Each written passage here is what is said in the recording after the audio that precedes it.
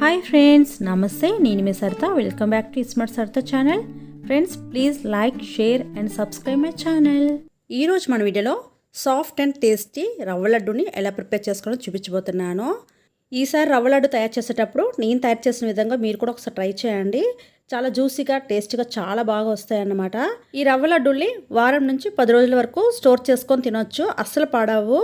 చిన్న చిన్న టిప్స్ని ఫాలో అవుతూ ప్రిపేర్ చేస్తామంటే వారం రోజులైనా కూడా జ్యూసీగా, టేస్టీగా చాలా బాగుంటాయి. ఇక వీటిని ఎలా తయారు చేసుకోవాలో వీడియోలోకి వెళ్ళి చూసేద్దాం. ముందుగా స్టవ్ వెలిగించుకొని ఒక కడాయిని పెట్టుకోవాలి. కడాయి కాస్త హీట్ అయిన తర్వాత ఇప్పుడు ఇందులోకి 2 టీ స్పూన్స్ వరకు నెయ్యిని యాడ్ చేసుకోవాలి. గీ కాస్త కరిగిన తర్వాత ఇప్పుడు ఇందులోకి జీడిపప్పులు వేయించుకోవాలి. నేను ఇక్కడ గుప్పెడు జీడిపప్పులు తీసుకున్నాను. ఈ రవ్వ లడ్డులోకి జీడిపప్పులు ఎక్కువగా ఉంటేనే చాలా టేస్టీగా ఉంటుంది. మధ్య మధ్యలో లడ్డు తినేటప్పుడు జీడిపప్పులు తగులుతుంటే టేస్టీగా ఉంటుందన్నమాట. అలాగే జీడిపప్పు కాస్త వేగిన తర్వాత ఇందులోకి కిస్మిస్ కూడా యాడ్ చేసుకున్నాను. కిస్మిస్ అలాగే జీడిపప్పు రెండు కూడా చక్కగా దోరగా వేగిపోయాయి. ఇప్పుడు వీటిని ఒక ప్లేట్లోకి తీసుకోవాలి. నెయ్యిని మాత్రం కడాయిలో అలా ఉంచేసి ఈ నేతిలోనే రవ్వను వేయించుకోవాలి. నేను ఇక్కడ 2 కప్పుల వరకు బొంబాయి రవ్వను తీసుకుంటున్నాను, ఉప్మా రవ్వని. ఇది సన్నగా ఉన్నదని తీసుకోవచ్చు, లేదంటే కొంచెం రవ్వ పెద్ద సైజులో ఉన్నది కూడా తీసుకోవచ్చు. ఈ రవ్వ లడ్డును తయారు చేసుకోవడానికి బొంబాయి రవ్వను మాత్రమే తీసుకోవాలి. పెద్ద సైజు ఎర్ర గోధుమ ఉంటుంది కదా, అది మాత్రం తీసుకోకూడదు. ఓన్లీ ఉప్మా రవ్వను మాత్రమే తీసుకోవాలి. ఈ రవ్వని చక్కగా నేతిలో దోరగా వేయించుకోవాలి. కమ్మటి వాసన వచ్చే వరకు చక్కగా వేయించుకున్నామంటే లడ్డు టేస్ట్ అనేది బాగుంటుంది. ఎక్కువ రోజులు కూడా నిల్వ ఉంటుందన్నమాట. పచ్చివాసన లేకుండా చాలా బాగుంటుంది. ఇప్పుడు ఇదే ప్యాన్లో 1 కప్పు వరకు తురిమిన కొబ్బరిని యాడ్ చేసుకోవాలి. మనం కొబ్బరిని ముందు కాస్త డ్రై రోస్ట్ చేసుకోవాలన్నమాట. కొబ్బరిని గ్రేట్ చేసని తీసుకోవచ్చు, లేదంటే కొబ్బరి కొరమలను కోరుకోవచ్చు. లేదంటే మిక్సీలో పట్టుకోవాలనుకుంటే కొబ్బరి ముక్క యొక్క వెనక భాగంలో బ్రౌన్ కలర్ పెచ్చులాంటి ఉంటుంది కదా, అది రిమూవ్ చేసేయాలి. పీలర్తో పీల్ చేసేసుకుంటే చక్కగా వచ్చేస్తుంది అన్నమాట. ఇలాగ తెల్లగా పొడి పొడిలాడుతూ మనకి కొబ్బరి తురుమైతే రెడీ చేసుకోవాలి. ఇప్పుడు ఇందులోకి 1 టీ స్పూన్ వరకు నెయ్యిని యాడ్ చేసుకున్నాను. నెయ్యిని యాడ్ చేసుకున్న తర్వాత మళ్ళీ కాసేపు వేయించుకోవాలి. కొబ్బరిలో ఉన్న తడితనం అంతా పోయి ఇలాగ డ్రైగా అయిపోతుంది. ఆ తర్వాత ఇంకొంచెం సేపు వేయించుకున్నామంటే మంచి కమ్మటి వాసన వస్తుంది. ఇప్పుడు చక్కగా ఫ్రై అయిపోయింది. ఈ కొబ్బరిని రవ్వ వేసుకున్న ప్లేట్లోకి వేసుకోవాలన్నమాట. రవ్వని వేయించుకునేటప్పుడు కానీ, కొబ్బరి తురుమును వేయించుకునేటప్పుడు కానీ అస్సలు మాడిపోకుండా చక్కగా దూరగా మంచి కమ్మటి వాసన వచ్చే వరకు వేయించుకొని ఇలా ప్లేట్లోకి తీసుకొని పక్కన పెట్టి ఉంచుకోవాలి. ఇప్పుడు ఇదే కడాయిలో షుగర్ని వేసుకోవాలన్నమాట. నేను ఇక్కడ 1.5 కప్ వరకు షుగర్ని తీసుకుంటున్నాను. నేను తీసుకున్న 2 కప్పుల రవ్వ అలాగే 1 కప్పు కొబ్బరి తురుముకి 1.5 కప్ వరకు షుగర్ అయితే సరిపోతుంది. ఇప్పుడు ఇందులోకి 1/2 కప్ వరకు వాటర్ని యాడ్ చేసుకోవాలి. ఇప్పుడు ఈ పంచదార అంతా కూడా ఈ వాటర్లో చక్కగా కరిగే వరకు కరిగించుకోవాలన్నమాట. పాకం పట్టాల్సిన పని లేదు. జస్ట్ ఈ వాటర్లో ఈ పంచదార అంతా చక్కగా కరిగే వరకు ఇలా సిమ్లోనే కలుపుతూ మరిగించుకోవాలన్నమాట. వాటర్ని కాస్త తక్కువగానే యాడ్ చేసుకున్నాం కాబట్టి అడుగు పట్టకుండా ఇలాగా కలుపుతూ సిమ్లోనే ఈ పంచదారని చక్కగా కరిగించుకోవాలి. పంచదార ఆల్మోస్ట్ కరిగిపోయినట్టే. ఇప్పుడు స్టవ్ ఆఫ్ చేసేసుకొని పక్కన పెట్టి ఉంచుకోవాలన్నమాట. ఇలాగ పంచదార కరిగించుకుంటే సరిపోతుంది. పాకం పట్టాల్సిన పని అయితే అది లేదు. ఇలా తయారు చేసుకుంటే రవ్వ లడ్డు అనేది చాలా జ్యూసీగా ఎక్కువ రోజు నిల్వ ఉంటుందన్నమాట. బిగినర్స్ కానీ ఫస్ట్ టైం తయారు చేసే వాళ్ళు కానీ ఇలా తయారు చేసుకుంటే చాలా ఈజీగా ఉంటుందన్నమాట.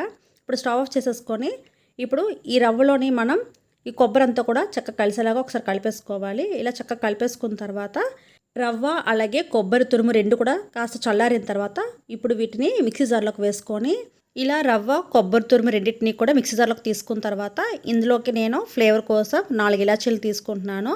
ఇలాచీల పైన ఉన్న ఇలాచీకి ఉన్న స్కిన్ అనేది తీసేస్తున్నాను. ఎందుకంటే మనం ఈ రవ్వని జస్ట్ కోర్స్గానే గ్రైండ్ చేసుకుంటున్నాము. అలా గ్రైండ్ చేసుకునేటప్పుడు ఈ తొక్కలు అనేవి నలగనమాట. అందుకని నేను తొక్కలు తీసేసి గింజలు మాత్రం యాడ్ చేసుకున్నాను.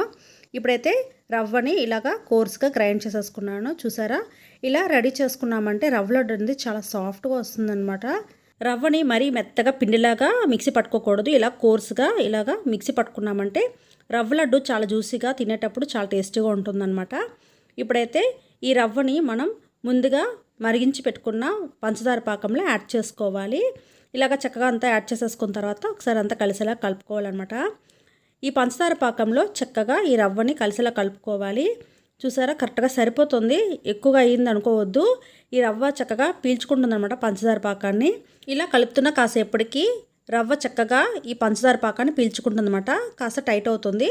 పంచదార పాకం కాస్త వేడిగున్నటప్పుడే రవ్వని యాడ్ చేసుకోవాలి. ఇప్పుడు ఇలా కలుపుకున్న తర్వాత ఇందులోకి జీడిపప్పు కిస్మిస్ని కూడా యాడ్ చేసేసుకోవాలి. మీకు కావాలనుకుంటే ఇంకొక టీ స్పూన్ వరకు నెయ్యిని కూడా యాడ్ చేసుకోవచ్చు. ఇప్పుడు ఈ జీడిపప్పు కిస్మిస్ చక్కగా ఈ రవ్వలో కలిసేలా కలుపుకోవాలి. చూసారా, రవ్వ అనేది కాస్త టైట్ అయింది. ఇలా గోరువెచ్చగా ఉండేటప్పుడే మనం రవ్వ లడ్డూలు చుట్టేసుకోవాలన్నమాట. అప్పుడే పర్ఫెక్ట్గా లడ్డు అనేది వస్తుంది. మీకు టైట్గా అనిపించిందంటే ఇంకొంచెం పాలను యాడ్ చేసుకోవచ్చు. కాచి చల్లార్చిన పాలని కొంచెం యాడ్ చేసుకున్నామంటే రవ్వ అనేది కాస్త లూజ్ అవుతుంది అనమాట. మరీ ఎక్కువగా యాడ్ చేసుకోవద్దు. ఇప్పుడు మళ్ళీ ఒకసారి కలుపుకోవాలి. ఇలా చక్కగా కలిపేసుకున్న తర్వాత ఎక్కడ ఉండలు అనేవి లేకుండా ఒకసారి అంతా కూడా చక్కగా ఈ రవ్వని కలుపుకోవాలన్నమాట. ఇలా కలుపుకున్న తర్వాత ఇప్పుడు గోరువెచ్చగా ఉండగానే మన చేతికి నెయ్యిని అప్లై చేసుకొని లడ్డూలా చుట్టుకోవాలి. చక్కగా వచ్చేస్తాయండి లడ్డూలు అనేవి. మీకు ఒకవేళ కానీ లడ్డు కట్టడానికి కష్టంగా ఉంటే ఒకసారి ఈ కడాయిని స్టవ్ పైన పెట్టేసుకొని సిమ్లోని 1 నిమిషం పాటు వేడి చేశారంటే పంచదార ఇంకొంచెం కరుగుతుందన్నమాట. అప్పుడు మళ్ళీ లడ్డు చుట్టుకోవడానికి ఈజీగా ఉంటుంది. లేదంటే 2 టీ స్పూన్ల వరకు కాచి చల్లార్చిన పాలను యాడ్ చేసుకుంటే సరిపోతుంది. అందుకని ఎక్కువగా యాడ్ చేసుకున్నామంటే మరి రవ్వ లూజ్గా రెడీ అయిపోతుంది అనమాట. అప్పుడు లడ్డు చుట్టుకోవడానికి చాలా కష్టంగా ఉంటుంది. అలాగే పాలను ఎక్కువగా యాడ్ చేసుకున్నా కూడా రవ్వ లడ్డు తొందరగా పాడైపోతుంది అనమాట. అందుకనే మనం వీలైనంత వరకు పాలను యాడ్ చేయకుండా చేసామంటే చాలా జ్యూసీగా ఎక్కువ రోజులు రవ్వ లడ్డు అనేది నిలవ ఉంటుందన్నమాట. ఇప్పుడైతే రవ్వ లడ్డు చక్కగా రెడీ అయిపోయింది చూసారా. పంచదార పాకంలో రవ్వని కలుపుకున్న తర్వాత ఈ రవ్వని మనం వేరే ప్లేట్లోకి వేసుకున్నామంటే తొందరగా చల్లారిపోతుంది అనమాట.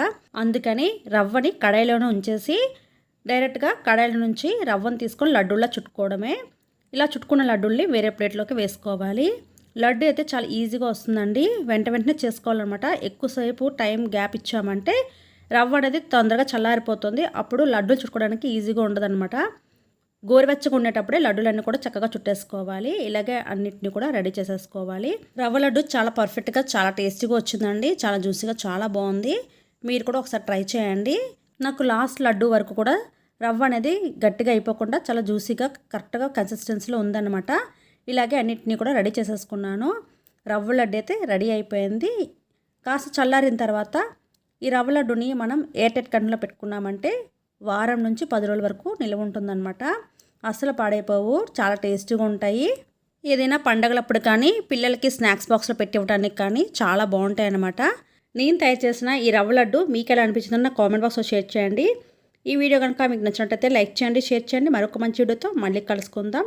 Till then thanks for watching this video and bye.